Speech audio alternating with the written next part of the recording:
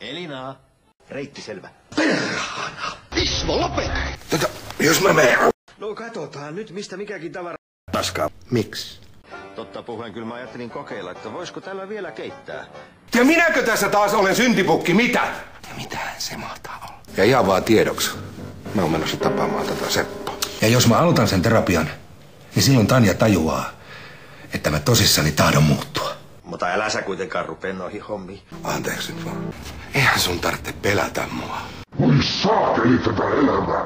Sä ootkin fiksu tyttö. Sitä paitsi... No eihän sitä kukaan tuolta takahuoneesta huomais. Saisit sinäkin osas.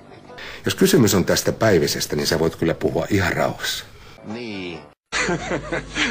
Haluut sä turpaas? Oive. Mehu Maija. Siis kyllähän mä pärjään. Perhana! Mä en olis lyönyt ketään, mutta yhdellä ehdolla. Muuta kuin itseäni. Kyllä on! Kärpänen! Lasselle! Lasse, se pitää mua sankarina. Vain taivas on rajana. Mitä? Häh? Haluut sä turpaas? Kari sentään antaa mulla olla rauhassa, mutta sinä mäkätät ja määräilet ihan kohta yhtä pahasti kuin äitis. Ihmislihaa! Huumeita.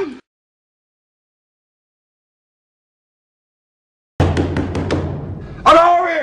Hemmetin Roope Ankka. Alo ovi nyt, kuulitko? Ja pojat kävi saunassa vai? Mulla ei.